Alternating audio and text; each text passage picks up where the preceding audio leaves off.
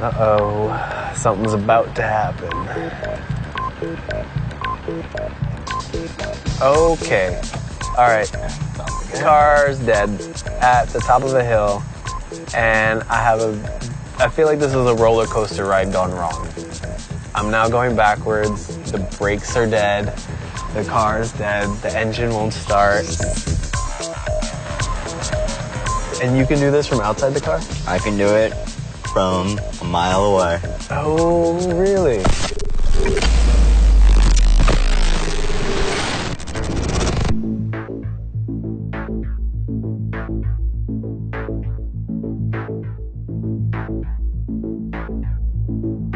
When you drive an automobile today, you are driving a big computer system that happens to have wheels and a motor. There's almost nothing in your car that is not mediated by a computer. When you step on the gas pedal, it is not directly controlling the fuel-oxygen mixture. Rather, it is telling a computer that you, the driver, wish to go faster, and then it decides the right way to do that. Not only are they networked to each other, so that the brakes can talk to the engine for stability control and so forth, but they're also networked to the outside world. Effectively, your car is on the internet. The CAN network, or CAN bus, is a network within the car that allows all the pieces to communicate. Everything can read and write to the CAN bus, and pretty much is always listening for commands from the CAN bus. It is not easy to hack a car. The sophistication level is pretty high. Each car has a different language, each piece speaks different words, and not all those pieces have been mapped publicly. Cars have the same kind of chips that computers and cell phones have. All of these parts can be bought online for relatively cheap. You use these to plug into portions of the ECU. You can communicate directly with the ECU or with the mobile chipset and tell it to run commands that you want. Tell it to increase the amount of fuel that it's getting. You can tell it to go faster, release the trunk, hit the brakes. There is not a motivation, aside from simple theft, that would necessitate developing the skills, which are not insignificant, required to do this. Then there's a surveillance aspect. We showed how we could remotely track the car and listen to what was being said. That said, there is not a terrible threat right now, in part because the cost is high. As the pieces of hardware required to experiment become more readily available, as there's more literature explaining how it works, as the cost goes down, then people can be more innovative in how they might take advantage of it. I'm Alberto García Higuera. I'm from Spain. I work in software security. And we made a piece of hardware that we have right here. It is called CHT, car hacking tool. Yeah, it's not very original, I know. We were invited to Black Hat, Singapore to show our last research, the CHT device. You just have to put these two wires in the campus network. That's it. It costs $25. You can buy the components in any place. Right now, the size of the CHT is like an iPhone, more or less, but it can be smaller. Car hacking is a very interesting field. People don't think about security. You can connect from your house with your computer to your car. That's really scary. You can just walk by and just implant the device. So imagine that I just go and approach to a car, I connect the CHT, and I just go to my home. I can control the car. It's very easy. Once you connect it, you can just remotely use it to manipulate anything. You can just notice that your car is going to the right and you are not turning the wheel. You can activate the handbrake. When you do this thing, you are just sending some kind of packet to a network saying, hey, wheels, stop. If you turn on the lights, there is a packet that's gonna say all the time, I'm on, I'm on, I'm on. Imagine that you are just driving at night.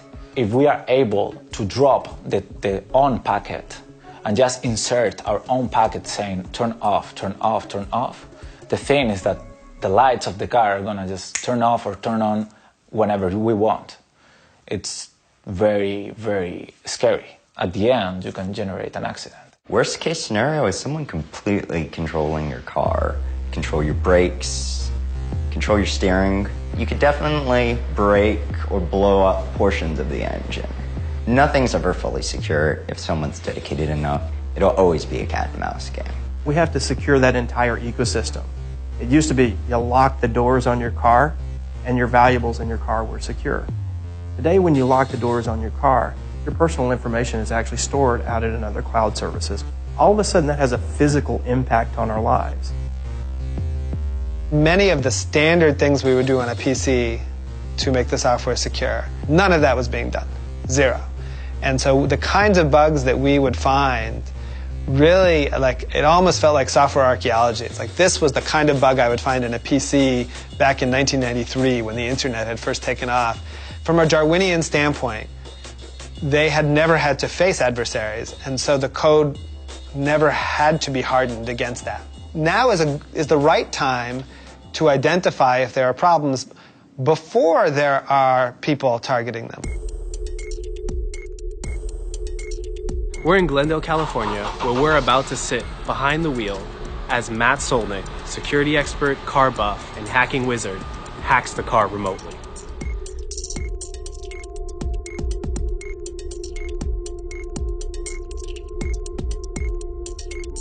How's it going? Made it. Today is actually the first day I've had a chance to test. So you're testing it on us. This is my first time actually testing live with the person on the car. In this case, I am controlling the CAN bus remotely over the cellular networks. The only thing coming off my laptop is my GSM modem. We had to move the telematics unit from a newer setup to this because these don't come with it stock. Mm-hmm. That enables me to be able to control it remotely. What I'm going to do in the next little bit is actually remotely stop the engine of the vehicle. Okay. Oh, all right. Engine's dead. I can't move. I'm stuck. All right. Bad time to go uphill.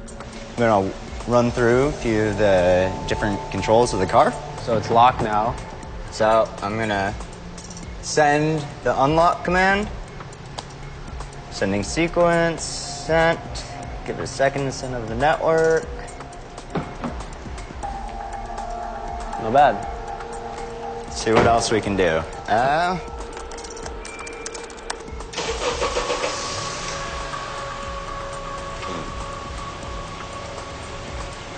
And stop. Cool. You could start and stop the engine from the other side of the parking lot. How is that possible?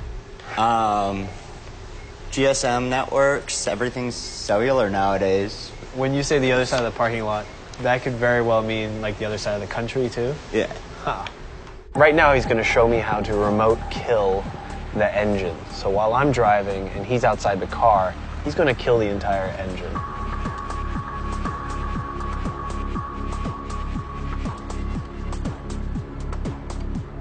Okay, engine's dead. We're moving backwards now. The steering wheel is, there's no power steering. It's a little frightening. Thank God this is an empty parking lot. Did you have fun doing that to me? Oh, it was a lot of fun. Definitely the remote access to the car is the scariest. Through the cellular channel, in that case at arbitrary distance. We demoed, 1,500 miles away. People speaks about this thing being used by governments to generate accidents to important people. It can be just people, crazy people thinking about it or not. I don't know. Nowadays, there's no way to know if you have been hacked in a car. As for the true threats to life or limb, it's doable. It's certainly doable. But if you don't have a risk of being assassinated normally, then you don't have a risk of being assassinated from someone hacking your car. If I just want to take you out, much easier to just shoot you. Who knows? Maybe people will come up with ransomware schemes. Like, I have locked your car and it won't start unless you pay me some money. The traditional consumer car is not the only connected vehicle out there. Airplanes, for example, have Wi-Fi on board. Warfighting vehicles, tanks, are connected so they can communicate with battlefield operators. I think people should hack more. I mean, hack in the good way. Of course, there are a lot of money that you can earn if you do evil stuff. But I think that the proper way to maintain a system secure is hacking it.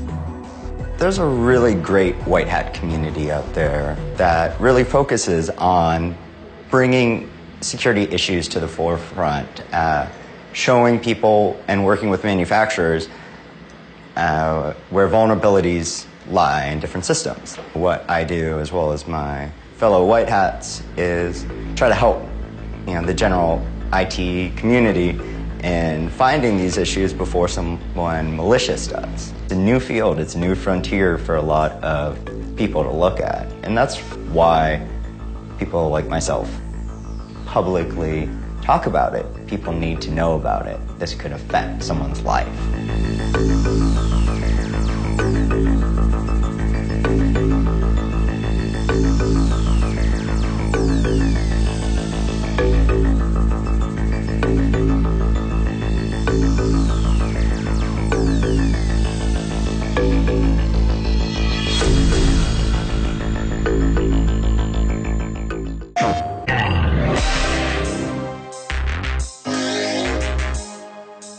They took someone very precious to me. Now, I'm coming for them.